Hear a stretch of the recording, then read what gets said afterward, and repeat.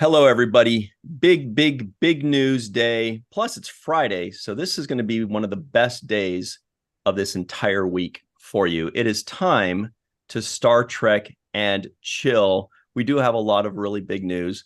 The SAG-AFTRA strike is presumably over. Things still have to be, I's need to be dotted and T's need to be crossed and hems need to be hawed and stuff over tables and votes need to happen. But theoretically, it seems as though this thing is over and we can start watching new Star Trek any minute now, kind of. Also, being that that's over, I can get back to doing my favorite thing in the world, which is wearing official Star Trek merchandise. This is a cool Prodigy shirt. And that's also in big news. Prodigy is going to be released finally on Netflix. The entire first season, I believe, on Christmas Day. That is December 25th, 2023. I almost said 1923. Wow. Lots of big news to talk about, everybody. We also have a lot of luck with us because Dr. Trek, Larry Nemechek, is here. Hey.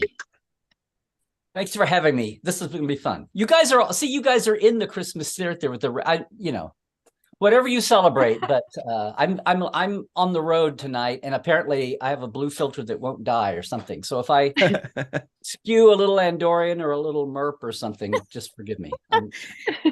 You are looking a little really popsicle. Really good. Yeah, chilled. Yeah, you're chilled, all right. Our good friend and OG podcaster, Shar Schmidt, is also here. Yo, yay! Hi, it's good to be back. Bad news, people. Melissa Longo's here. Hey. Come on now. Is that necessary? No, probably not. But she is wearing a glorious Lower Deck shirt. Yeah. Woohoo, woohoo. Can we do Halloween again so I can actually dress up like Star Trek? Yeah. Right. Oh, and Shar is wearing a Melissa shirt from the Introverted Republic. Yes, I am. Check that out. So Cisco. Oh, very nice. And of course, artiste herself, Jenny R. Johnson, is here. Ooh. With her awesome shirt. I'm wearing a family shirt. The Ferengi you could family. Get your very own Ferengi family shirt. It's amazing, everybody. We're going to do a quick close-up of it. Check it out. You can see all the Ferengi there. Quark and his whole family is there, extended family, and you can get yours at the Star Trek and Chill online store. You can click that link in the description box below. It takes you right to the store, and you, too, can be the envy of all of your friends. My name is Ryan T. Husk. I've never been that, but I will be if I get that shirt. Very quickly, everybody in the live chat. What? That took me a second. Everybody in the live chat, let us know what you are drinking today. Hello, Fran Iverson. What's up, Dave Gregory, Glenn Iverson, and Aaron Waltke? We've got some news for you. Have you heard about Prodigy, Aaron? It's all over the news. Check it out. We'll talk about that in a little bit. Scott Jensen, the 13th, is here. He's awesome. Chris Gavin, hello. Lucia out in Brazil. What's up? We see all of you back of the head. That is John Orchiola of ScreenRant.com. Bob D. Chris Marshall, good to see you. Oh, the profanity. Oh, that's weird. Oh, whoa. What's that? What? The Matt Boardman, he's been doing some antics with his graphic design and clothing where you don't want to get into that. Anyway. So, Larry, you said you're not drinking anything today, but you can have a imaginary. I meant to, and then I got into being on the road nervousness, but we're all good.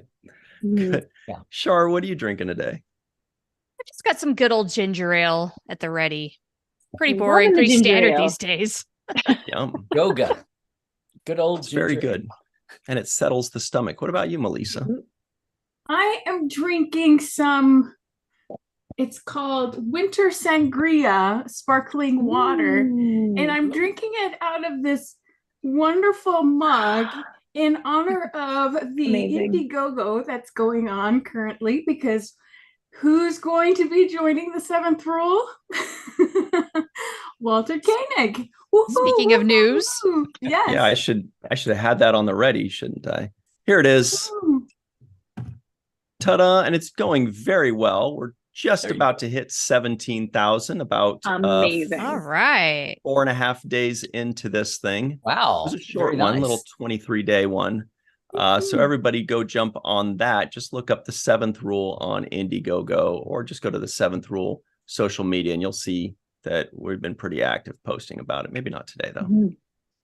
Good stuff. Melissa, what are you drinking, Jenny? I am once again enjoying a non-alcoholic IPA by Partake, a Canadian company that actually tastes like beer, and it's really great.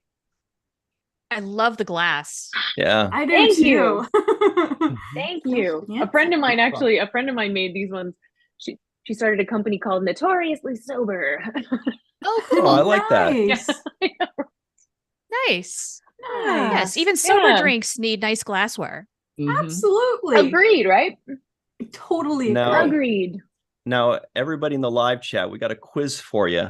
What I'm drinking Wait, today, Ryan. because Yeah. I'm in a celebratory mood, because it's time to celebrate for Prodigy, for the strikes being over, Yes. Mhm. for everything, for no strikes for a few months. And so I'm going to have a nice giant can of Steel Wow. Reserve, everybody. Just to, What is that? it's a very kind of gross beer, but it's Oh, Gross real, beer? man. Like- Celebratory gross or something. Like when you say Mm. gross, do you mean like, does it have flavor? Is it just like a straight up like old yellow beer? Is it Mm. like, tell Well, me about everybody it. in the live chat, Old Yeller. if you've ever had Steel Reserve back when you were a rascal, just go ahead and type real one in the live chat. Real one. Mm, oh. real one. Where does this pit, like, I don't know, compared to PBR? It's slow brewed like a lager, a slow brewed. Basically, it's delicious, but it's very old school. It's very Right, okay. like, you The know, can is old school. yeah, I don't think it's So it's very like- like highbrow. It's like American beer. That's like what you would Urga. find in a paper bag in a dark alley. Yes. Nice. Nice. So it's Yes. pea water. Yeah. That's yeah, maybe. Yeah. That's cool. We have thoughts about your beer up here. Yeah. We're judging you now. Yeah. Aaron Waldke thinks that this is a phishing test because he typed real, REEL. one. Chris Marshall's a real one. Maybe it's a movie reel. Could be. Probably right? right. That's probably Mhm. smarter. Yeah. All right. Well, let's get into the news, everybody. Dave Gregory liked the pea water joke. Oh. Thank you, Dave. You're a pal. Oh, well, there's no accounting for taste. Okay. Ooh. Oh. Ooh. Well, that's why they have me here. To take the show down a notch. Bring in the crude Doesn't go any humor. lower. No. So, Lower notches. oh, we forgot to hit record. That's okay. So, if you're like me, you got an email now. like yesterday that said something to the effect of, "Dear Ryan, we did it. Our historic TV theatrical, wait a second, what is over as of 12?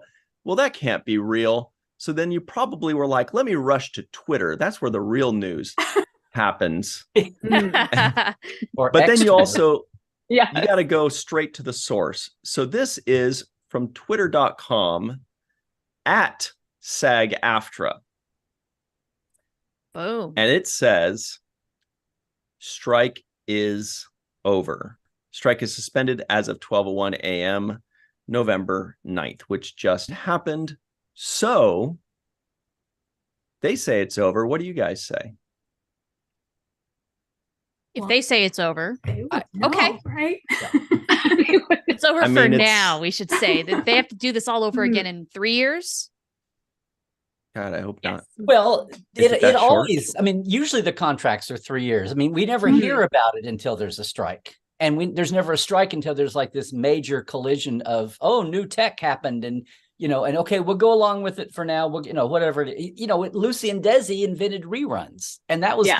last time there was a huge, the writers and actors were out together, like 1960. Mhm.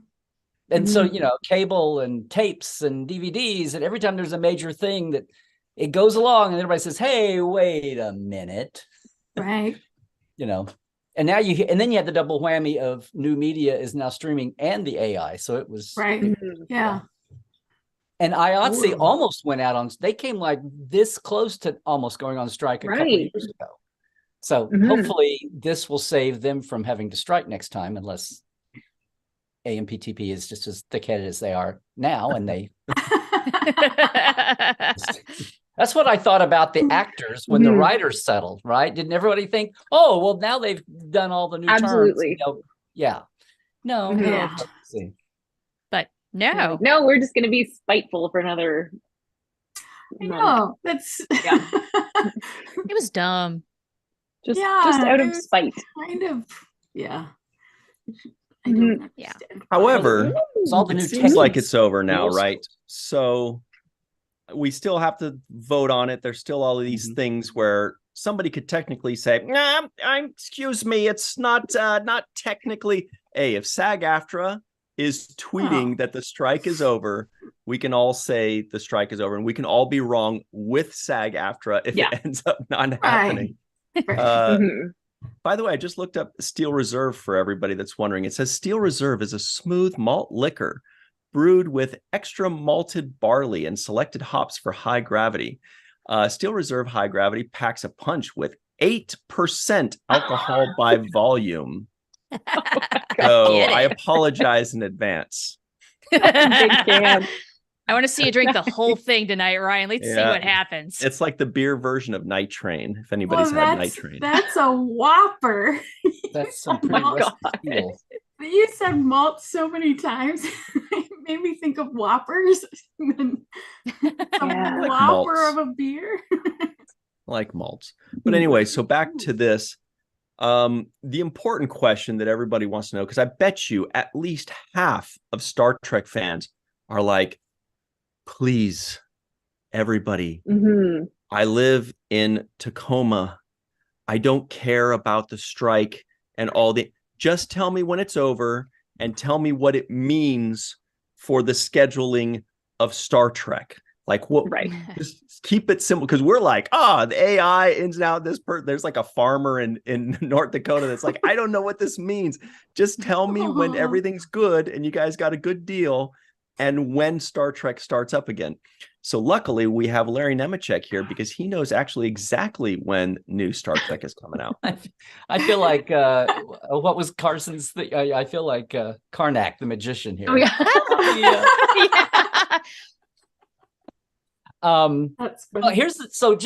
Backtrack. So Strange New Worlds was a week. So I heard they were a week away from starting filming season 3 when the writers went on strike. So they're, aside from going out and, blowing the dust off everything, and they've had all this time to keep the physical production ramped up. Yeah. Then the writers have been back waiting on the actors. So they are just, I was going to check in with a couple of people I know to see, but they'll be just like chomping at the bit to go within the next week or two, supposedly, hopefully. Yeah. And then Section 31 is just a movie, and they got to work, the script was done. They might tweak it, and now they can tweak it, but the physical was being built in Toronto. So they ought to be pretty close to, as long as, Michelle Yeoh doesn't have a major collision of everybody trying to hurry up and get started again. She says she's carved it out. And Starfleet Academy was in the middle of we've got a year and a half of R&D anyway. So, that wasn't going to, and the animateds weren't affected anyway. Right. So, hopefully and Discovery is sitting on the shelf, no new seasons, but waiting on the last one. So everything, it should be pretty much, Strange New might be delayed a few months from what they would have done, but there may be enough buffer time. They can compensate for it. So, so if you guys had to guess, when they took Prodigy off, we were going to be in a Star Trek desert for a while. We've had these 2 years of new Star Trek every week. And that was going to happen anyway. We were going to have a desert once they took Prodigy away. So, if you guys had to guess, which would you say will be released first? Discovery season 5 or Prodigy season 2? Discovery. Ooh. Very good question. Thank you. I know the answer I want it to be. which for me is Prodigy season 2, because I'm very excited about that and cannot wait to Mhm. do Mission Log Prodigy some more. Yeah, Oh, yeah. I kind of feel like it might be Prodigy because I don't know. It might be Prodigy, although Discovery is done, but Netflix might be anxious to get Prodigy out to the viewers just because they know that we're so rabid for it. You know, They should know. I Yeah. feel like it'll either be if Prodigy is either coming right on at the beginning of January, or we're not going to see it until April, I think. Right. Oh, Because I Well, think Netflix is going to try to like they're going to be get like those new Christmas subscribers in and the second Easter quarter. and nothing else. Well, Right. if Netflix in their little worldview doesn't go, I know it was on Paramount Plus, but now a real network is going to show it to the world. You know, if they have that attitude and they want to really get all they can squeeze out of season 1 before they have, if they ballyhoo season 2 and they don't think they've hit maximum on who saw season 1 yet, you know what I'm saying? Like if they do it Christmas Day and they come out the middle of January, it's like, I think they may want to promote on it and see what the trends are and look at some of if they get demos and see what, who we should promote it to more and how. Yeah. And But it still seems like maintain that those might be subscribers. before, and then on the other hand, if Paramount Plus is looking at Strange New as the first, if Lower Decks is like Augusty again, then if Strange New was before that this year, but if it's delayed, they may want to put Discovery in the middle of the whole breach. So Discovery might not be until March. I'm totally guessing, guys. Like spring. But if they're trying to split the difference on their channel of no new Trek, then maybe Prodigy is out before. Yeah. Well, Aaron Walke in the live chat says Prodigy is going to be done in January. Okay. I was going to say So- Gotcha. which I can't see. Yeah, I know it. Yeah. Yeah, but I that really don't know means how the Netflix first episode, works I mean, that. they'll be weekly, so it's only 10 weeks. But the first ones are done, Yeah. They're just wrapping the last. Yeah, there are a lot of questions. Like, number one, we don't know, is Paramount going to base their decisions on what happens with Prodigy on Netflix? Like if Netflix says, are they going to say, hey, Netflix, Paramount here? And then Netflix will be like, hi, little brother. And then Paramount's going to be like, don't be condescending. Netflix will say, I'm sorry, who? Yeah. How did you get my number? Yeah.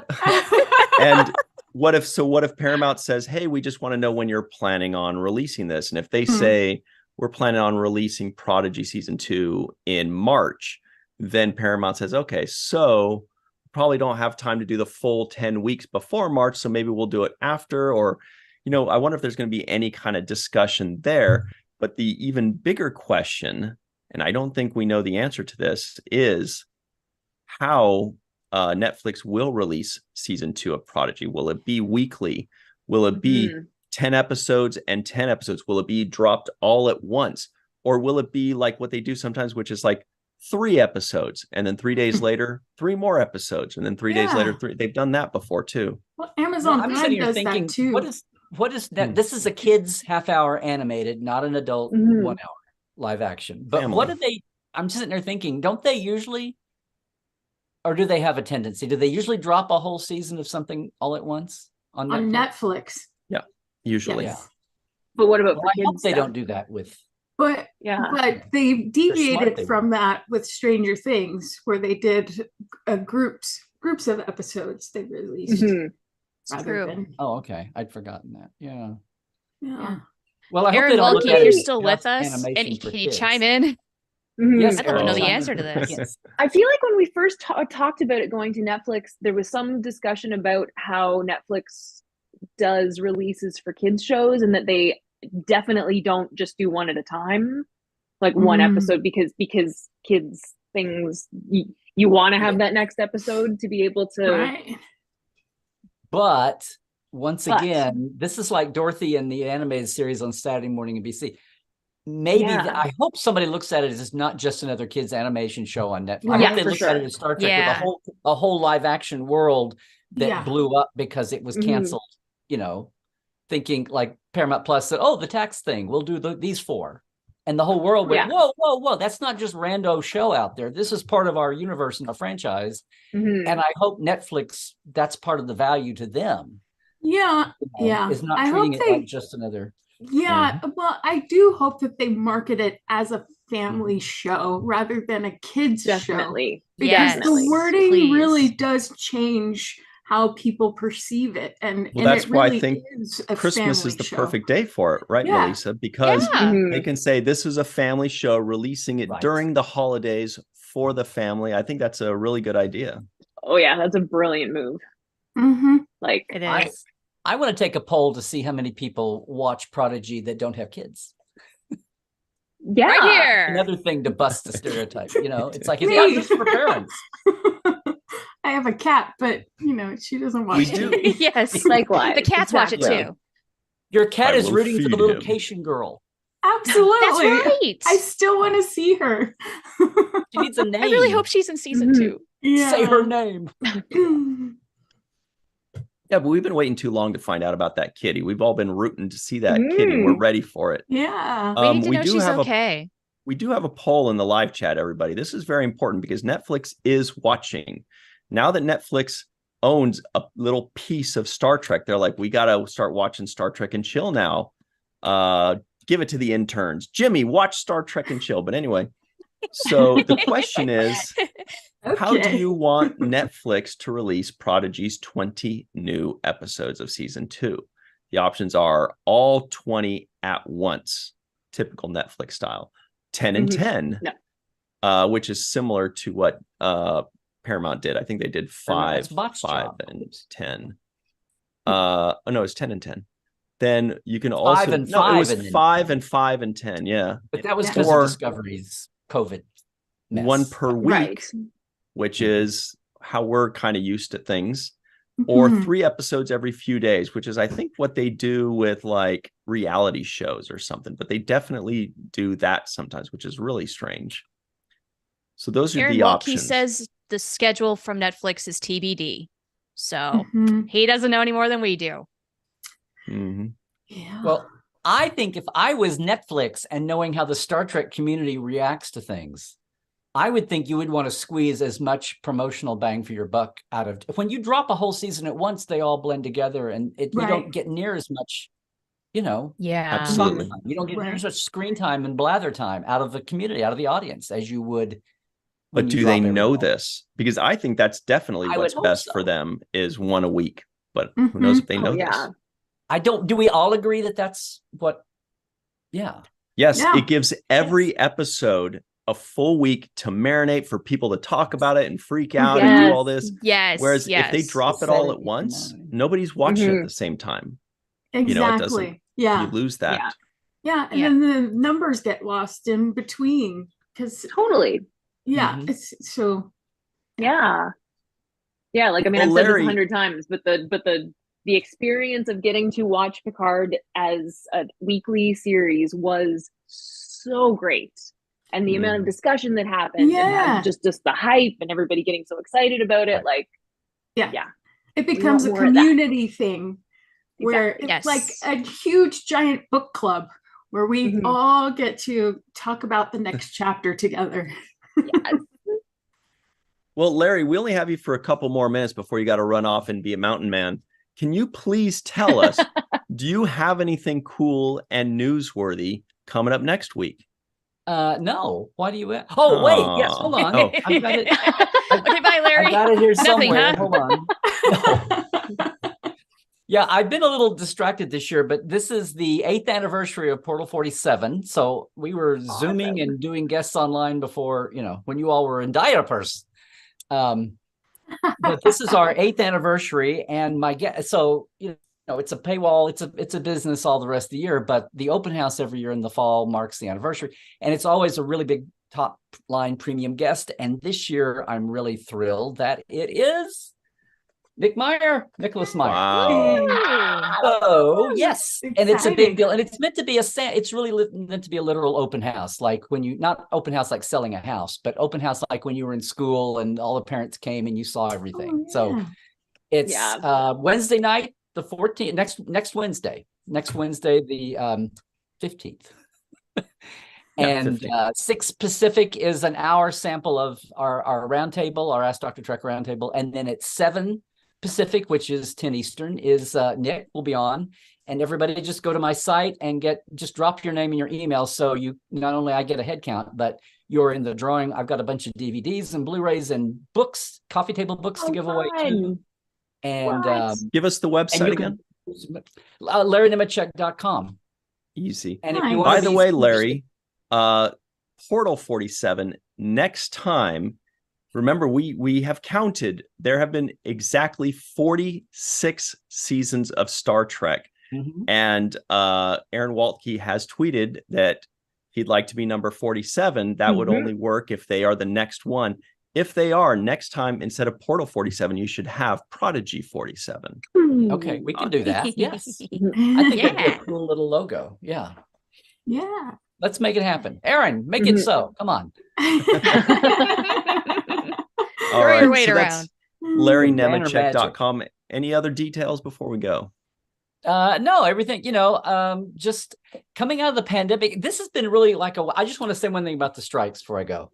I was sitting here watching, okay, the writers and the actors and the old bugaboo about, those Hollywood elitists and why do we care and all that.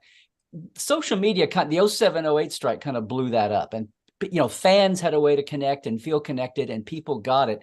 But even more so this year, it's like the UAW, the auto workers and the UPS drivers and all these other strikes. Yeah. It's almost like the writers with the actors in kind of like blew things up and I don't say led the way, but it's like if we had this labor revolution toward fairness again, it's going to be amazing if it was those Hollywood elites.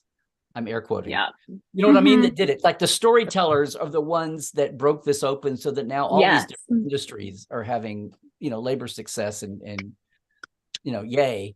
So anyway, just wanted to say that. But no, it's a great year for Lower Decks. It's a great year for, getting things back on track. And but that's what Portal is all about, the backstage folks, and been celebrating that for ages because we love the actors. So once again, I can't believe I'm heading into a 9th year for that.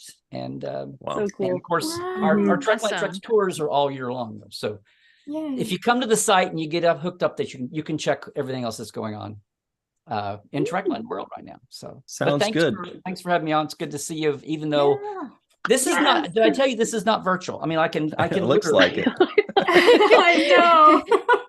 It's no. You just leaned 2 pillows up against your virtual green screen. Brian, you were so good. Damn you. Anyway, thank you, Larry. We really appreciate you. Hope you have a fantastic weekend. It's good to see everybody. Yes. It's gonna good to looking see for you. good things. Yes. You're so cheery already. It's like you're already celebrating that Prodigy debut on. It's true. We're very chill. Absolutely. Okay, guys. Take it See you easy. soon, Have a good Larry. show. Bye, Larry. Okay, Bye, bye. Larry. I do want to point out a couple comments in the live chat. Oh, this should have been before Larry left. Scott Jensen says, I was in diapers 8 years ago, Larry. I laughed when he said that. Didn't they used to say that in like old cartoons? I've got to get my diapers. Oh, Larry just said it exactly like that a few minutes ago. And Dr. Anne-Marie Siegel in the live chat says, already told my little cousins they're required to binge Prodigy with their parents on Christmas. I'm so excited about Prodigy. I'm wearing the sweater and it's kind of hot. It's not cold enough yet in LA to wear this, but We're getting there though. It's on the brink. Yeah, rain next week, and I'm super excited. I love it when it rains here. Yay, Oh my God. me too. Aaron Walke in the chat says, it's hot labor summer bleeding into pumpkin spice labor fall. Love it. That's confusing. So let's see what happened before we move on in the poll about Prodigy, and then we'll talk about some Prodigy. The question was, how do you want Netflix to release Prodigy's 20 new episodes? 11% said 3 episodes every few days. Those people are edgy.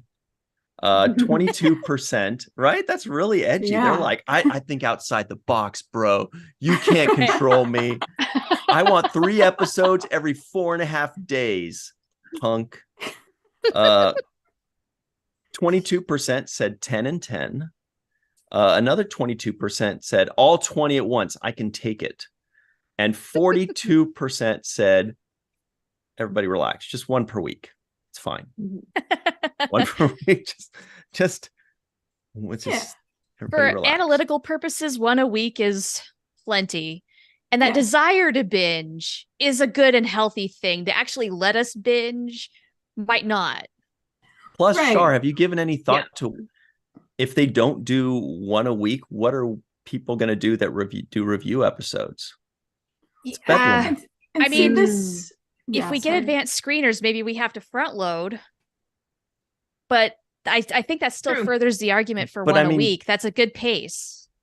Do we just record 20 episodes and drop them all on that day too? God, no. Because the people are going to watch, they're going to be on episode 17 by the time we release our review for episode 3. You know what I mean? Like we can't keep up with that pace. No way. So don't be selfish, Netflix. Well, and the people that do reviews are helpful in their marketing team as well. So they're just shooting themselves in the foot if they don't allow reviewers to have that time to release an episode each week. Because there's a lot of... But what about the children? The children say, Mommy, I want another episode. Give me another episode, Mommy. I want it now. But see, they'll be able to have as many of those first season episodes all they want at their fingertips until, season 2 gets released eventually. True. Do you hear that, Jimmy the intern? One a week. One a week. Tell your bosses. Tell as much as we're going to complain, like, oh my God, give me the next one. Please, please, please. I got to know what happens. No. But that's what's good about, that's what's the great marketing is. If you do one a week, if baby Joey wants to watch the next episode, Mommy and Daddy can just in be his like, diapers. Yeah, can just say, you can watch the first one again. Exactly. Right. Exactly. What happens if kids baby Jimmy in diapers binges all 20 episodes in one day? Then what? You're SOL, then they'll watch buddy. it again. I mean, how many times parents in the live chat can attest? How many times has their kid watched Moana? It's the same movie, same length of time. Every time they watch it, and they watch it 30 times. You're making Moana watch it again. Moana, yeah. So they can watch the first 20 over and over and over again until the release of. Or if they've just watched the one episode and they want to watch the next one and there isn't one, then they can watch Shar talk about it on her podcast. That's right. And if they run out of that, then they can go watch Sirach and Ryan talking about Prodigy. And then they could be like, I missed that part. Let's get the kids hooked on our shows. Right? That's the rule. Good idea. So we kind of skipped ahead, but this is what that news is. Let's find it here. We had a little too much fun. It's the Steel Reserve. Sorry, guys. Diapers. Is it kicking in? StarTrek.com reports season 1 of Star Trek Prodigy to stream on Netflix on December 25th. Previously aired first season coming to the platform later this year, with the new second season of the animated series slated to debut February 2024. It doesn't Are we say placing February, our bets? but it definitely says 2024. And it talks about that. Actually, that's what we need to talk about a bit more, is the landscape. I mean, Larry kind of gave us a little lay of the land, but do we have any hints? I feel like Discovery's got to be coming out, because they've been saying they said early 2024. And Netflix might sit on Prodigy. They might say, look, our analysis says that we can't release 2 seasons in 2 weeks, which would have been in in January. And maybe they're going to hold it for a few months. Here's my thought about that. Because of the subscriber situation, people will people will subscribe to Netflix in December who aren't currently subscribed because they're going to have family home over the holidays. There will be new subscriptions in December. Very likely some of those subscriptions will drop off, but will probably carry into January. But if once that's done and there's no new stuff, people will start to drop off. But that's Q1, right? So who cares about them? What they want is new people coming in. It's all about the new subscribers in these things. So they're constantly wanting to like either keep people subscribed or get new people in or bring back the people who had subscribed who have dropped off again. So I feel like, again, I feel in my bones, that Prodigy's coming after Q1 is finished. That's my prediction. So spring. It's a good theory. Yeah, like April. Oh, I guess I guess April is spring in some places. Just not in Canada. That's nice. You got to wait till what, June? June. Yeah. May. God. End of May gets kind of nice. Yeah. Boy. That's, we do have a question a poll in the live chat, which is basically make your bets, make your guesses. Which will be released first in 2024? Prodigy season 2 or Discovery season 5? Let's say, for example, Netflix says, all right, we're going to do April. Then Paramount says, great. Then we got January, February, and March, because Discovery's done, isn't it? I mean, as far as we know, right? Even post-production, or at least very, very close to it. It's done. It's been done for a while. Because they did some reshoots when they found out it was canceled, but up to that point, the season had already been completed, so it's done. Yeah, that's a good and argument. They did those reshoots a long time ago. Yeah. I wonder if we'll get Discovery like late January, early February, and then once that wraps, Prodigy late March, early April, something like that. I don't know if they would overlap. Just given how there's not tons and tons of new Star Trek all the time going to be coming this year, you know, I think they're going to try and spread it out, even though it is different services now. They'll need to spread it out because, Strange New Worlds, or as Larry calls them, Strange New. Every time he said that, I kept going, wait, you have to finish it. And diapers. But Strange New Worlds is going to be delayed because, they did say when the strike happened, they said we were planning on shooting the following week. It was going to happen. We were ready to go.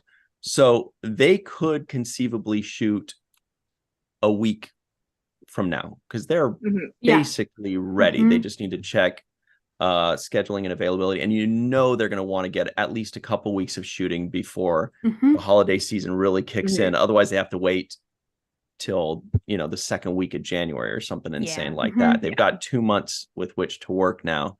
So Strange, I mean, that means the earliest Strange New Worlds can come out is the very end of 2024, possibly 2025. Right, because doesn't it take about a full year from start to finish to get it all done? A lot of post-production, a lot of effects, and so they might want to stretch it out. They work on it. If we have Prodigy and Discovery, in the first half of the year, well, actually 20 episodes of Prodigy could really get us through summer. That might really stretch us out till Lower Decks in August. Yeah. This is the perfect plan.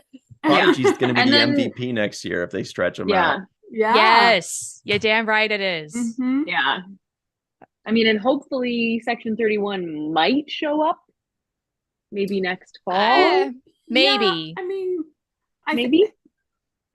From what I've read, it seems like Strange New Worlds and Section 31 will most likely be filming at the same time. So why not? Yeah. Oh, they're ready to shoot Section 31 then? They're pretty much ready to go. Great. Are they? Huh. Well, they're using the same resources, like the same. Right. But I mean, in agreeing with you, Yeah. But so Larry Nemechek in the live chat says, sorry, he says, Larry Nemechek's Trekland says, nope, 3 words just doesn't work. Oh, sorry, then it's not Larry Nemechek's Trekland. It's just Larry Nemechek's in the live chat. So he's fighting to the bitter end. He's like, it's just use 2 words. It's too long. They know what you're talking about. They get it. That's amazing. Yeah. Faith Howell says, Section 31 is already here. You just don't know it yet. Yeah. Yeah. So Aaron Waldke says, Prodigy has 17 episodes completely done, mixed, and in the can as of today. That's awesome. Nice. I bet you he gets to watch the final mix and go. And then they look at him and he goes, yeah. He just gives it a little nod, puts a little tobacco in his pipe. I do declare. Yeah. He shows his daughter, and then if there's a giggle, then it's a thumbs up. Yeah. So that sounds like, 2 or 3 weeks per episode to have those finished. Because I think he was saying that the final episode will be done theoretically in January. So yeah. It won't happen in January, sounds like. So awesome. So I think we figured it out. And then I think Section 31's probably going to be 2025 is my guess. Mine too. Yeah. Right. Well, and several news outlets think that Strange New Worlds and Section 31 will probably be out early 2025. Yeah, that's fair. Then, we really need Prodigy to be a weekly thing, because that's going to really, that's just going to stretch. 20.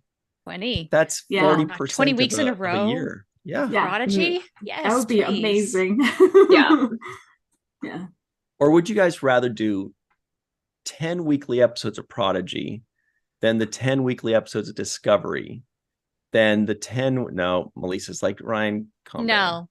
No, don't kill the momentum again between. They kind of did that before, and I would much rather focus on one show at a time than, bounce back and forth between shows. Yeah. But the break between batches of 10 episodes was painstakingly long in season 1. Please, let's not even try to go anywhere close to that again. Let's just do it all straight through this time. Please, please, pretty please. That's maybe the one big request I have. She just wants to mainline Prodigy. She's like, put it in the pipe for me. Give me. I understand. I watched 18 episodes of Battlestar Galactica this week. You're like that Portlandia skit, right? Like literally, yeah. It's just so good. We gotta stay. And I watched it 3 times. Like it's the first time. Wow. I just watched it once and it was very good. I have to watch the end. Yeah, Melissa, you said you don't even know what season you're on, right? I think I'm halfway through season 3. I think. Yeah. Where they go to the planet where there were the 12 stones, and each stone is like a astrological sign or something like that. That's like the end of season 1. Lisa. No, that's way. No, they found a planet that they could live on for a while. Yeah, it's muddy and awesome. Yeah. And there's that harem of women. Yes, there is. Yes. There is. These are important remembry. Yeah. I don't remember this. Yeah, and I have no knowledge of this place, as Gandalf said. And the Gaius guy, he's the he's the leader of this harem, and I just drew a blank on her name, and she's in Star Trek Discovery as well, and she dies. Rekha Sharma. Rekha, yes, she plays Tori. Yes, she's part of the harem too, right? I really liked Rekha Sharma in Discovery. I really like Commander Landry. She's the president's like advisor. Yeah, but then she defects. But she becomes part of the. See, this is I have no idea what you're all spoilers. talking about. I've never seen the show. Oh, bummer, Shar. It's pretty good. You should check it out. I know I need to, but I've heard also that it's somewhat dark, and I've been very I need escapism for entertainment to get away from the horrors of the real world. So dark entertainment is just not my vibe right now. That's also why I can't do The Expanse or Black Mirror. I also thought that the stuff with the blonde lady, Six, I think was her name, right? And I always kind of didn't really get that. I'm like, so he's imagining her and they're humping. And I'm like, honestly, I don't need the humping in my sci-fi. I'm fine without all that stuff. I could just watch sci-fi. I don't need you to keep my attention. The humping doesn't continue so much. I just remember that there's first other episode. humping, I was like, is that what this show's going to be about? I don't need the humping. It's not. That's to bring you in, right? Jenny. It looks like you're tickling something.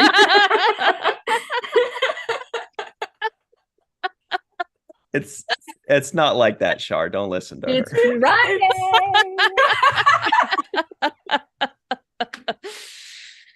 Okay. Come on,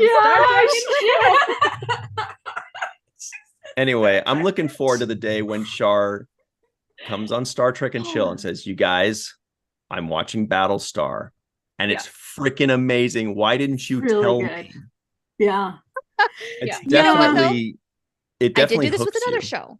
Oh yeah. Well, I did it with For All Mankind. Remember how Anne-Marie was telling me week after week after week, oh my gosh, it's so amazing. You have to watch it. And of course she was right. It was just a matter of getting to it. Like, okay, fine. I'll finally subscribe to Apple TV and blah, blah, blah, do all that. And now I'm watching it with my husband. So I'm watching it for a second time. And who is the showrunner for All Mankind? Yeah, Ronald D. Moore. Good job, Jenny. Who is also the showrunner for Battlestar Galactica. So say we all. And that's what I know. Well, Aaron had a conversation with Ronald D. Moore about Battlestar Galactica, and that's what he wanted to do with Voyager. But Voyager went hell. A completely different direction. So Ronald D. Moore took his ideas that he wanted to use for Voyager to Battlestar Galactica, and that's where that was born. Yeah. Well, they this wouldn't is a go great for the segue whole here. Hang on one second. We've got inverse.com that talks about For All Mankind, coincidentally, because that just dropped their entire fourth season or something like that yesterday. Episode 1 did. Oh, they're doing one episode at a time. I mean, I saw only episode 1 available last night, so okay. I'm not sure what the release schedule is. This is entitled For All Mankind's version of 2003 is the timeline we wish we were living in. Oh, that 2000, I don't know. I like 2003. It was a good year. I learned how to walk. I was tying my shoes. Ahead of season 4, Inverse talks to creators of Apple's breakout Epic about telling a sci-fi story set in an alternate version of the 21st century. So why is For All Mankind so important for us Star Trek fans? Yes, the showrunner is Ronald D. Moore, but there are tons of people from Star Trek affiliated with For All Mankind. And a lot of people say it kind of feels like you're watching Star Trek. It almost, and since it's set, well before even Enterprise, it almost is like a prequel to Star Trek. Right, yeah. But you're watching it, Shar, right? Yes. How do you feel about it? Does it feel like Star Trek to you, or does it feel like its own thing? I mean, it feels like Star Trek in that you're taking a modern time frame and working with people in the 2000s, for instance, working toward the Star Trek future. We are by no means there yet, but the evolution is building. Like we might be getting there. I definitely see the vibe. Yeah. That's cool. I guess one of the big things is there's always a grain of hope, even when everything goes straight to hell, there is a little thread of hope that carries through until the resolution of the episode. And it's not always happy, but there is a certain amount of optimism. And I mean, that's Star Trek. Yeah, definitely. Okay, one quick thing though, everybody. If you do like to peruse Twitter, and let's face it, who doesn't? If you want to be put in a good mood, get your buns onto Twitter. That's the oh place. no. And then Boy. a whole bunch of stuff. Yeah. Such a happy place. Damn Twitter. Hill site. Build The yourself a candy little Star corn Trek of social nest. media. Yeah. All right. Oh. So if you want to go to that, I actually don't mind candy corn. It's just I know a love lot of candy people corn. apparently. Yeah, love I is a don't. strong word. It's just sugar. So check this out. Our good friend Aaron J. Waltke. Again, follow him at Good Aaron. He says, That first from Nimbus picture. 3 straight to me, courtesy of the Greg Gine collection, or Gene. I'm taking my assignment protecting the planet of galactic peace very seriously. So he got the prop rifle from Star Trek 5. Okay. Amazing. Wow, look at that. Love that amazing. face. Wow. And that shirt. Nice. What That's is it? so great. Yeah, that's WGA, cool. SAG-AFTRA, DGA. Stairs. Yeah, that's so great. Oh That's my God. very cool. Wow, certificate with it and everything. That's awesome. Nice. Ha. And here's this little rascal carrying that rifle. That's thinker. I think there's one more. Oh, that's a good one. Oh yeah, that's the awesome. classic. Nice. Yep. Everybody just listening in, it's one of the prop rifles from Star Trek 5, and we're just looking at cool pictures. Aaron Gosh. was wielding it in one of them. Yeah, that's so Mad Max-esque. It is, yeah. That picture. That's why everybody says Star Trek 5 is the best Star Trek movie, right? That's right. Yep. Because People say that? because of the rifle. Everybody, right? They're like, if Star Trek 5 had Jar Jar Binks, that's the only way it could be a better movie. But otherwise it's like a 9. That's what they This is say. a new viewpoint. I've never heard this before. Everybody said, watch. If you just Google best Star Trek movie, I'm sure it'll be the Definitely. first thing I'm we sure see. somebody out there has an opinion on that.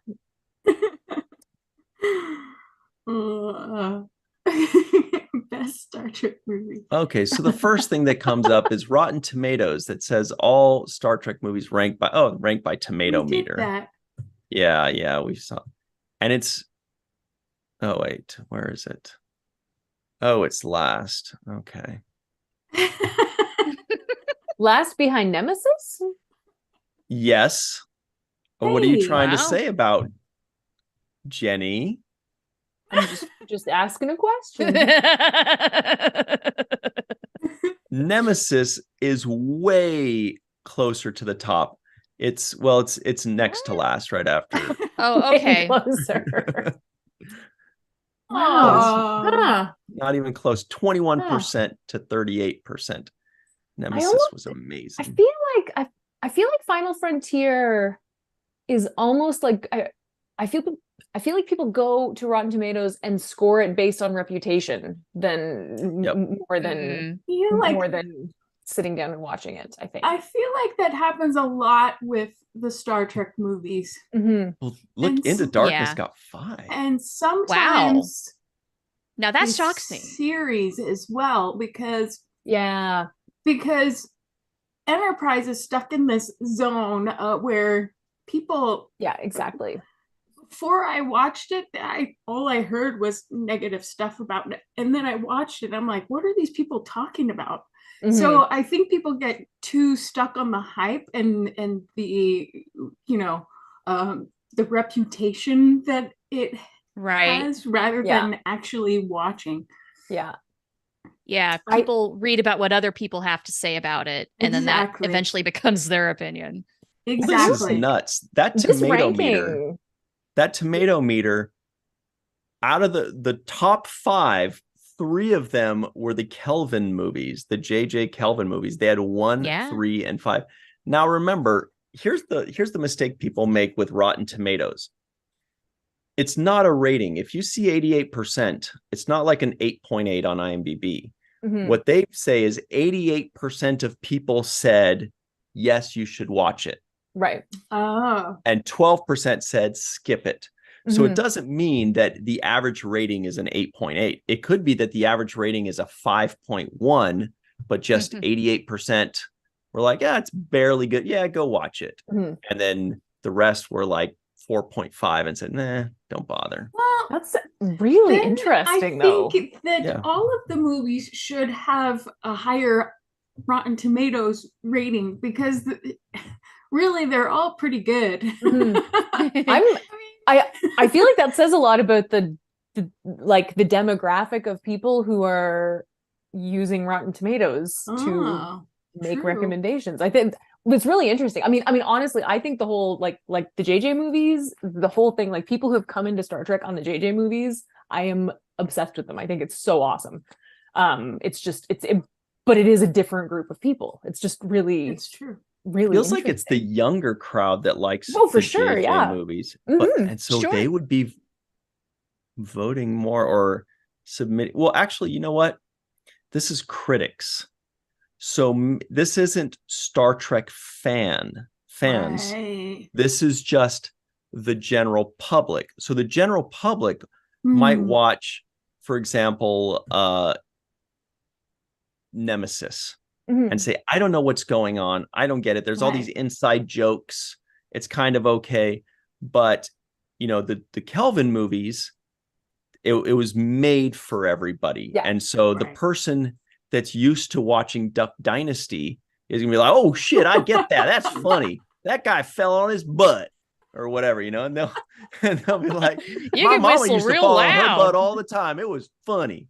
And so maybe that's what it is it's just like these are just not Star Trek fans. These are just your average person. It's all very interesting. It is. Yeah. I love statistics. But these are self-selected participants, and therefore the validity is, Yeah, I think a much better way to judge it would be IMDb, because IMDb is going to be rated by the fans, because it's going to be rated by the people that chose to go out and see this movie and then went home and rated it. Right. And so I feel like that's going to be a very different ranking in those. Like, I feel like the opposite, almost the inverse. Like, I feel like those JJ movies would be at the bottom for all the people. They're like, that's not Spock. You'll get a 1.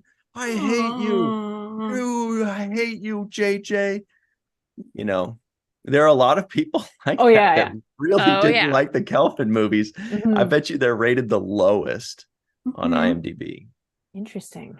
Now I want to know. Me too. I know. I mean, it's chill, right? Inside Out 2 is coming out soon. That's really cool. Ooh. Inside Out 2. Oh, I'm gonna cry again. It's a pretty good movie. It's so good. I think I saw that. Yeah. So which movie are we checking? Are we checking the first 2009 movie? Let's check they that. Don't have a list. I'm gonna guess 6.4 for that one. That's gonna be my guess. What do you guys guess? I'm gonna go higher. Yeah. The first Kelvin movie? Yeah. Yeah. Because I think most sorry, go ahead. I think most fans are gonna give it like a 7 or an 8, but then there'll be a good chunk of people that are gonna give it a 1. Yeah. Because it didn't follow canon to them, or that people when they have a problem with a movie, they usually rank it a 1 rather than say, I really hated this thing, but the movie overall was like a 5. Yeah. So I wonder if the extremes are going to cancel each other out, because there's some people who like, oh my gosh, that's the best freaking movie. That was the best thing that ever happened to Star Trek, blah, blah, blah. But then you've got the naysayers who just want to hate on it. And so somewhere in between, I'd say 6.4. I'm going to say don't know, somewhere between 7 and 8. And what did you say, Jenny? 2. All right. Everybody at home, make your guesses now because I was wrong. It's 7.9. Good job, everybody. Awesome. Ooh, Shar, nice work. Hey. Very good. Very good. Oh, And jeepers. yes, Wow. most people gave it an 8. You see Okay, that? And all right. very few people came at it angrily. They yelled about it on Facebook, but they didn't come to IMDb to take out their frustrations about it. This is where people yell the loudest is on social media. It's so true. it skews everything. Oh, look, I'm one of the extremes. I gave it a 10. Nice. Oh, nice. There you go. That's awesome. I don't remember doing that. That's very generous of you. I rate Not to say everything that it doesn't I'm in deserve a a 10. 10. That's not what I mean. Well, I was gonna say, is that because you were in it? Probably. Maybe I thought that I was like, if I give it a 10, maybe that'll help my star meter. Oh, Yeah, yeah. there you go. I don't think it did Maybe. that. What about Into Darkness? That a lot of people say is the worst Star Trek movie ever. It might be The the worst of the darkness. Kelvin films to a lot of people. I'm going to say that's lower. 5.9. Benedict Cumberbatch looks like my ex-boyfriend. Kind of. Are you gonna rate it lower? And I didn't want to like, and anyway. That should be the user comment. Yeah. Like, you rate it a 1. Looks like my ex. It was awful. Therefore, this movie is awful. It's just, I have to like pick and choose my Cumberbatch moments because I like him, but I just can't like, and I just didn't want him in Star Trek. Ditto. Yeah, that was just miscasting. He's very talented For a multitude of reasons. Yeah, he is talented, but it's not the right move. He is not Khan. No. He should have just been John Harrison, and that would have been fine. Mm-hmm. He could have been one of Khan's minions. I'm gonna say 6.4 again. You said that last. You're gonna get one of these right. You're gonna get one of them. So let's see what the IMDb world says. Whoa, that's weird. How is that? You really possible? liked it? Oh, that's why. No, this is like a video game. Star Trek Into Darkness, Attack on Starfleet. What is that? No.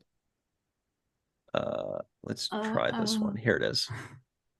Wow.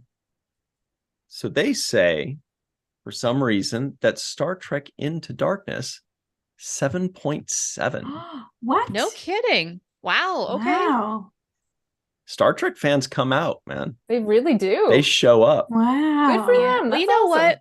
The younger crowd who probably did not see Wrath of Khan before we did, like us old-timey Trekkies, that is their Wrath of Khan, and they probably thought it was great. Yeah, except for they didn't care that there were certain scenes that were a shot-by-shot remake, practically. Let's check Star Trek Beyond, which I think this is unpopular, but I actually enjoyed that one the least. I know most people say that was the most Star Trek one, but I enjoyed that one the least. I enjoyed it. I liked it. It has the lowest rating of the 3, 7.0. Does it really? Really? Wow. I like that one. Interesting. Yeah. I thought it was pretty strong. Okay. More 7s on that one rather than the 8s. Yeah. Mm-hmm. Interesting. Well, that was fun. That is I do like that stuff.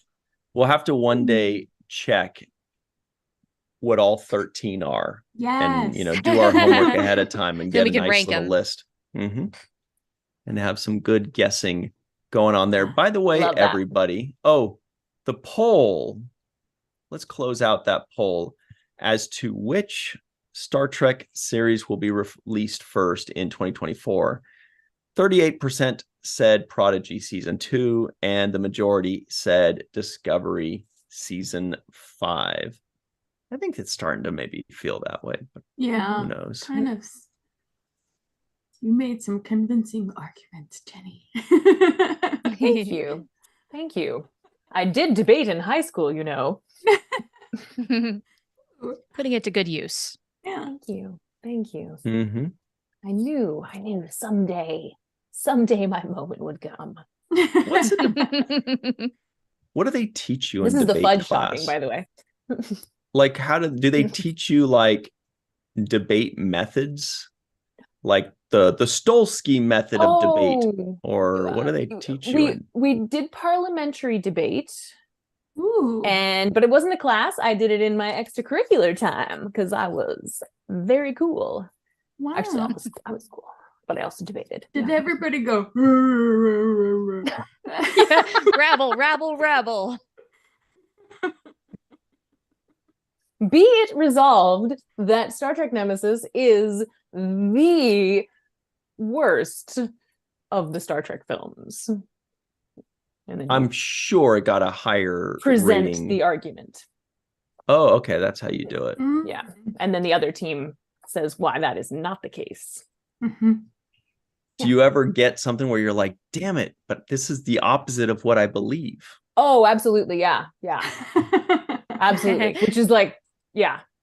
Like just kind of fun because it's harder. Oh yeah. What was it like? That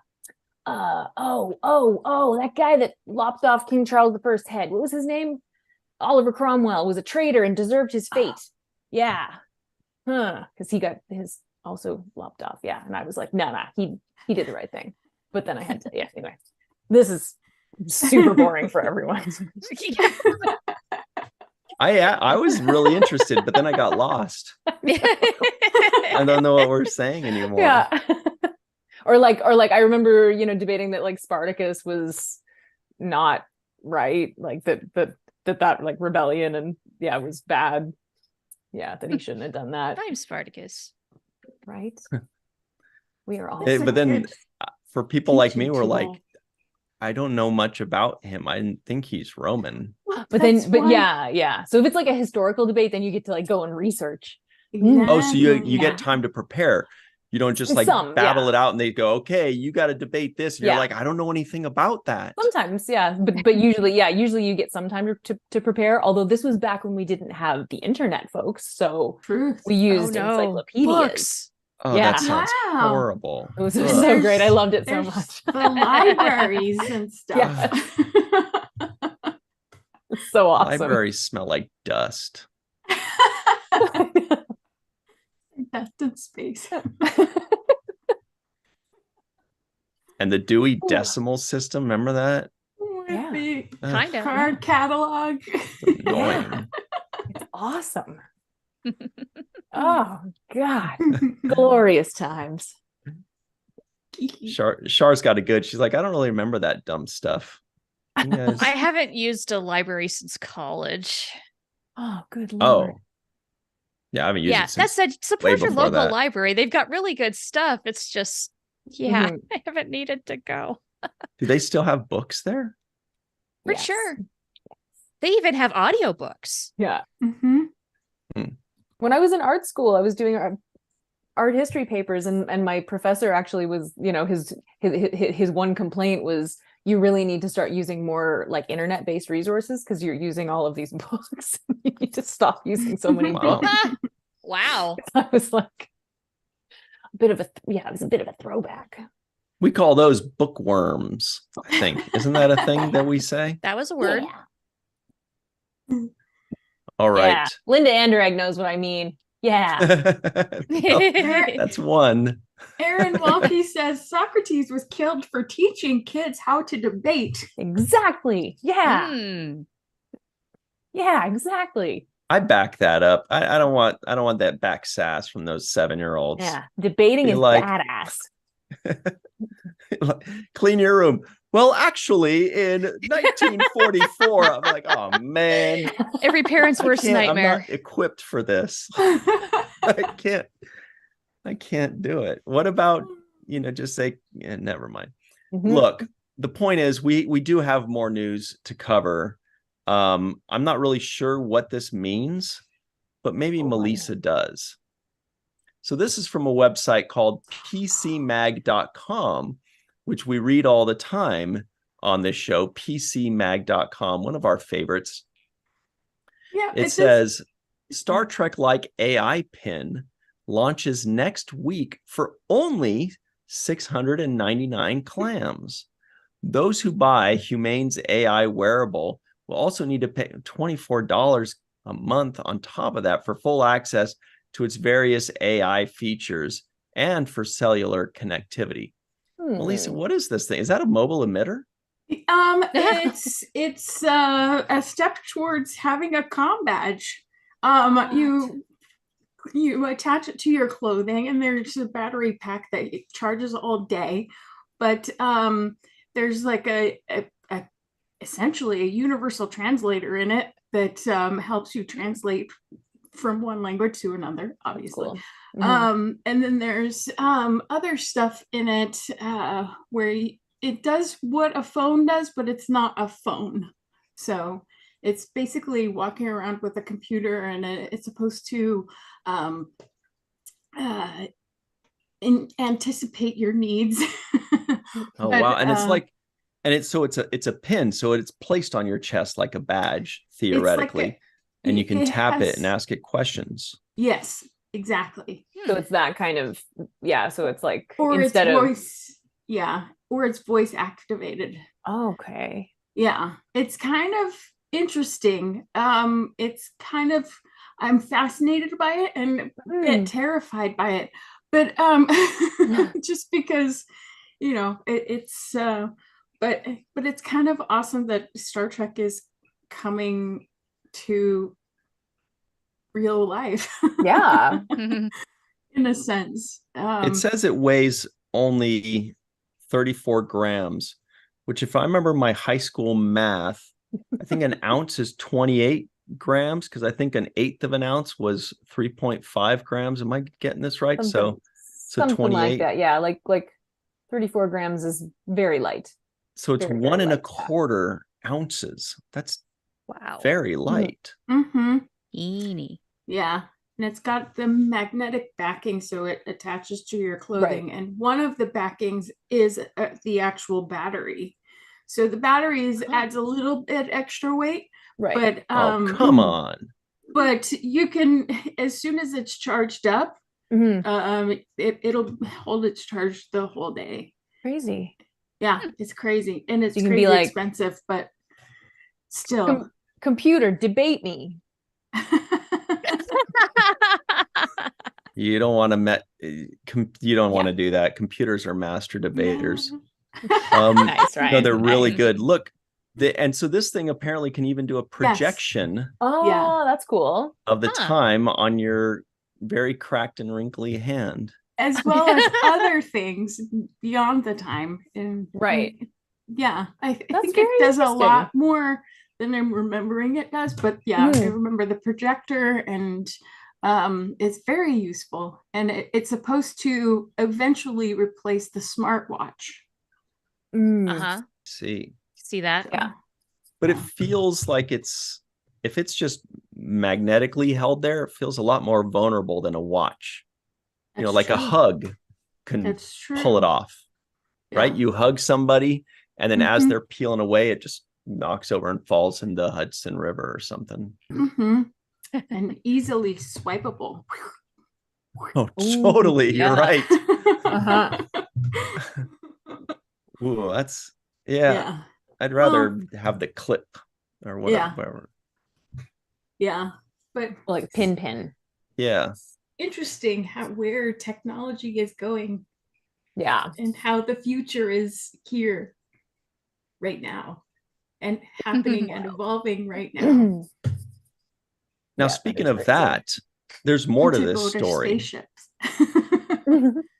Also on twitter.com, Mike McMahon says, in all capital letters, because he's highly caffeinated, he says, you can finally be in Starfleet, sorta, kinda. Yes. And he is quote tweeting a tweet from Star Trek on Paramount Plus that states, here's your chance to be drawn into an episode of Star Trek Lower Decks. What?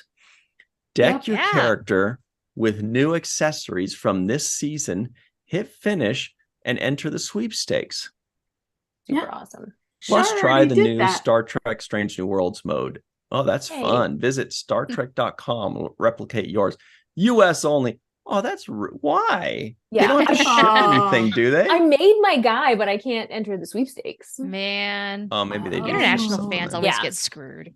They really do. Yeah. Agreed. That's okay. Greedy Americans. Like Be care about is resolved. ourselves. So you can make yourself, wow, this guy's hideous.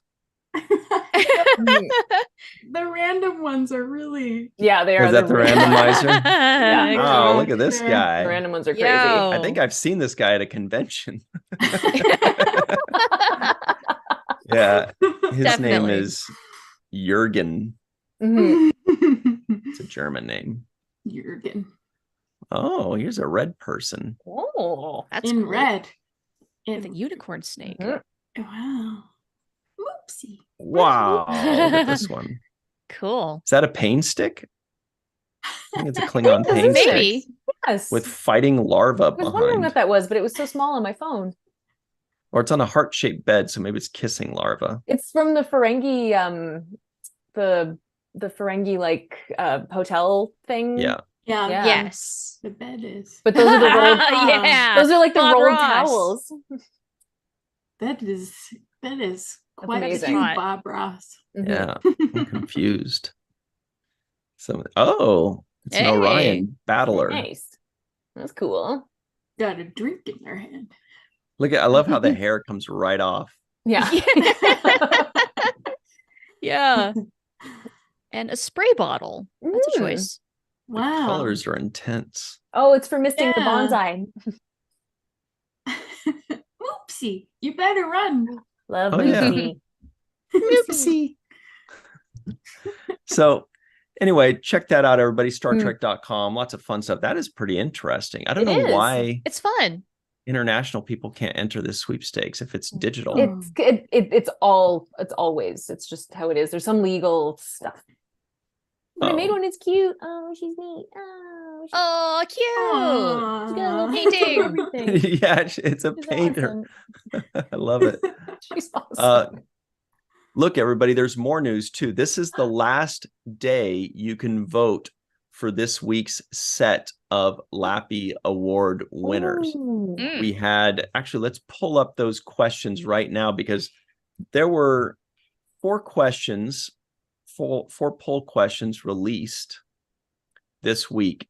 And the polls close at 11:59 p.m. Pacific time. So that's like 7:30 for you, Jenny. I don't know what that means, but Yeah. no, it's like 3:59 a.m. Something like that. Yeah, exactly. So here are those questions. If you have not voted, go to facebook.com, type in Virtual TrekCon, and go to the Virtual TrekCon Facebook group. This is the preliminary votes. So this is to get the finalists.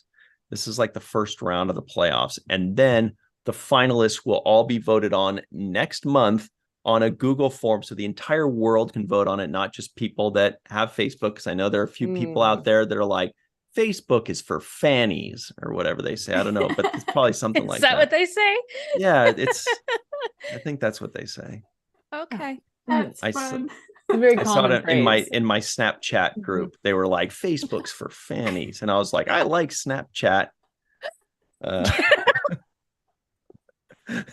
I use Snapchat all the time. It's not weird or confusing at all to me. I definitely understand why people use it for some reason. What is it used? What do people do?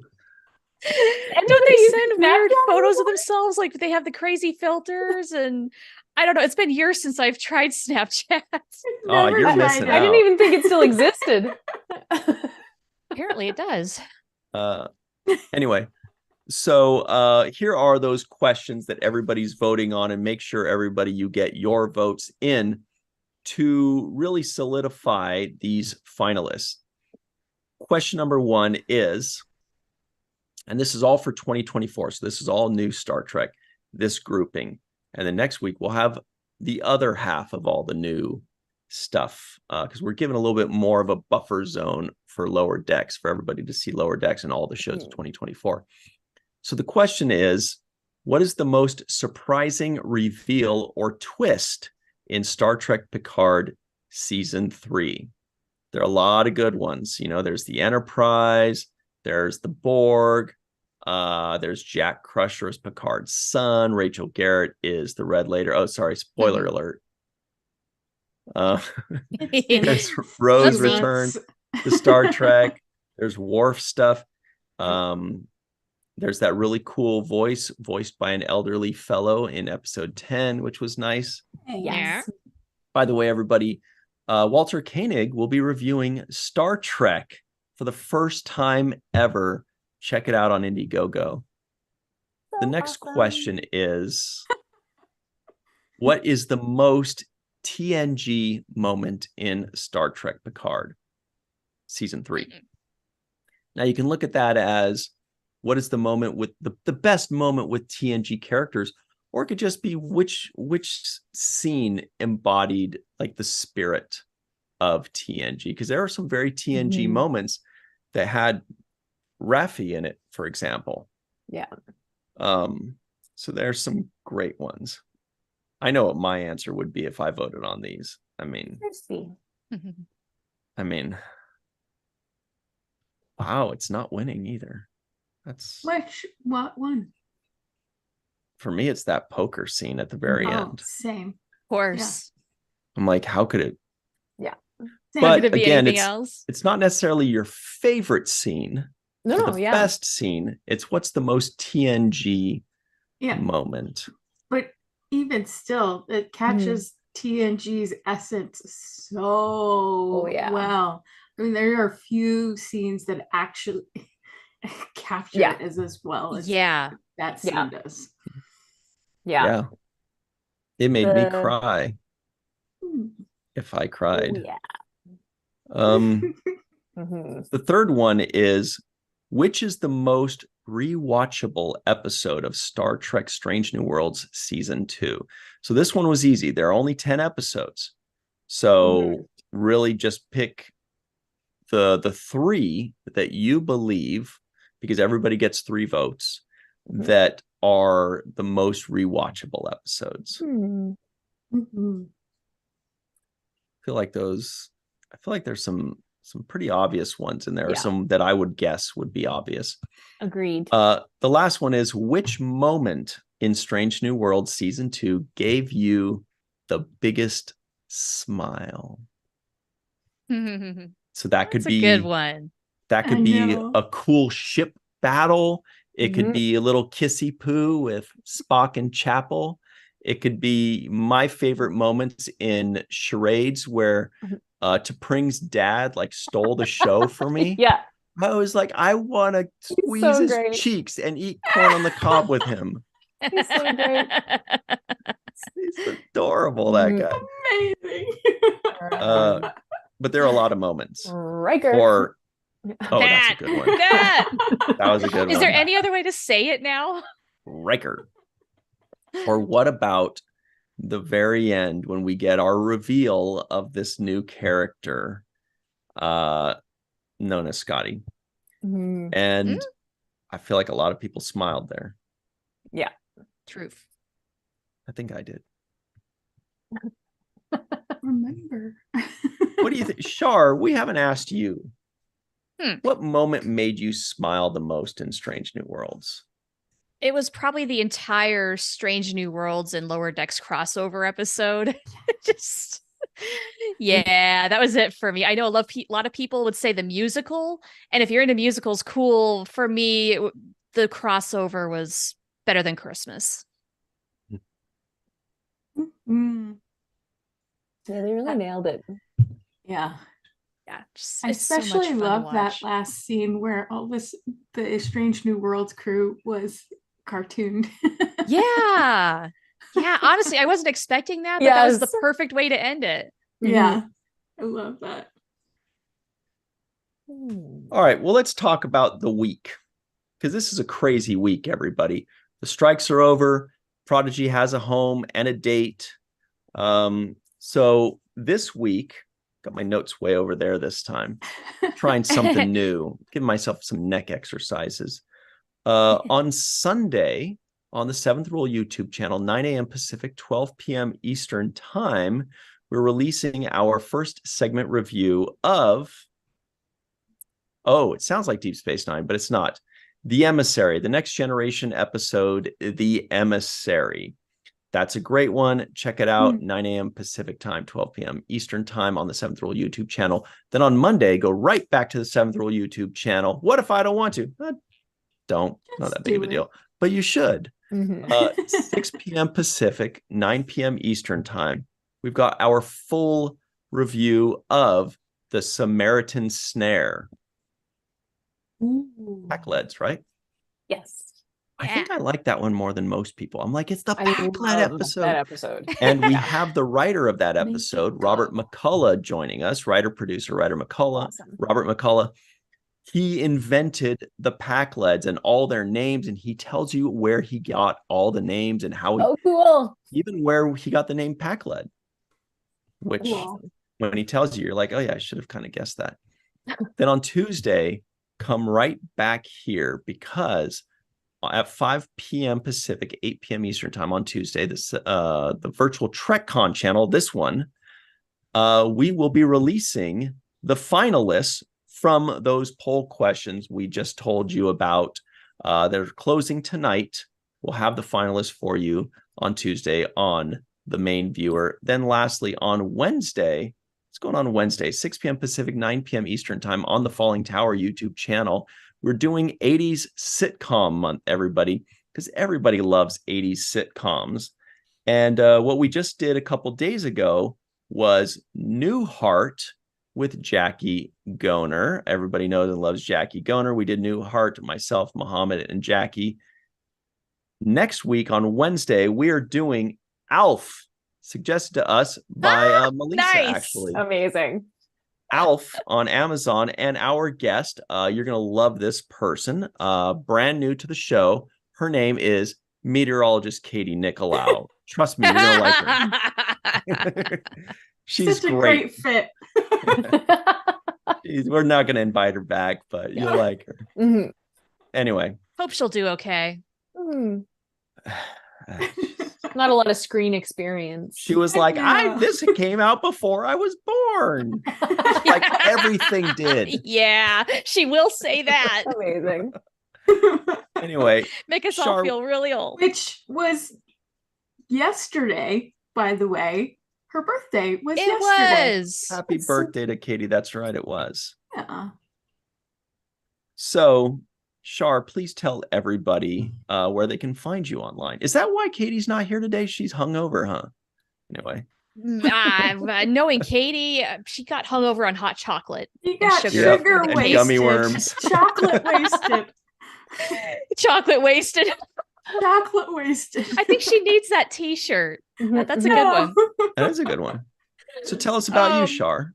Sure. You can find me on social networks as the Profanity. If I'm on that social network, I'm not on Snapchat. You got that tonight. And let's see, Mission Log Prodigy. Hopefully we can start cooking up some things again now that the strike is over. And selling soap, boldbubbles.com. I'm trying to get ready for a holiday gift set. I was working on plans for that today. Awesome. Plus a whole bunch of new stuff. Oh my God, you have no idea how much stuff I have in my soaping closet right now. That was boldbubbles.com. Everybody, so awesome. You know how you buy gifts for people during the holidays? Sometimes it's okay to buy yourself a gift, you know, that too. And this is a great gift for yourself, for anybody watching. You know, I kind of convinced myself to get myself something every, Christmas, because I'm like, I might as well get something I want, So yeah. Anyway, that's a great gift. Boldbubbles.com, everybody. Jenny, what about you? What's up with you online? Well, I am also not on Snapchat, but you can find me on Twitter at Jenny R. Johnson. And all-ish other social media platforms at Jenny R. Johnson Art. And I'm trying to do more reels and TikToks. So yay, come see me on either of those because I'm trying to be a person that does that. And this week I'm going to try to paint and watch less Battlestar Galactica. Oh, love that. A little bit less. You can find her on Snapchat at BSG1fan. Yeah. So what about? Sorry. Yes. My website, jennyrjohnson.com. You can buy prints there. Yes. Great one. What about you, Melissa Longo, in the Lower Decks shirt? At Melissa Longo on social media. Well, 3 of the social medias. I'm not on Snapchat either. No. Poor Snapchat. No love. Ryan sending snaps to himself. You guys got it. You're trolling me. Everybody's on Snap P, right? Yeah. It's delicious. Oh, and I'm thinking of joining LinkedIn or revisiting my LinkedIn page, but I don't know. Too. It's been a God, while. LinkedIn. I forgot about that. Yeah. It's been like That's a 10 or thing, 15 isn't it? years for me. I just signed it's up been a like long time. a month ago and then I didn't do Jenny. anything. Welcome to What do I- 2006 or what do whatever I know? it was. But you can also find me at theintrovertedrepublic.com, where you can find the same kind of shirt that Shar is wearing at Walking Art Made by Melissa in the silhouette section. That is called The Emissary. And on Walking Art Made by Melissa on Patreon, because I am also writing a story. So Very nice. Everybody, you can find me on linkedinpark.com. I'm going to get back on LinkedIn. Every once in a while I get emails from them saying like, somebody wants to connect. And I feel so rude. I'm like, they want to connect with me. And I'm just too lazy to just, I haven't, it's been a dozen years. But everybody, you can find me on Twitter at RyanTG Husk. That's at RyanTG Husk, or just Falling Tower, the 7th Rule, or Virtual TrekCon on your favorite social media. Dude, we should have a Virtual TrekCon Snapathon. Do they do like live shows on Snapchat? No, but we should do something. No idea. See, Lisa said no. She just outed herself. She knows what the social media can do or it can't do. She said no, it doesn't. Wait, what?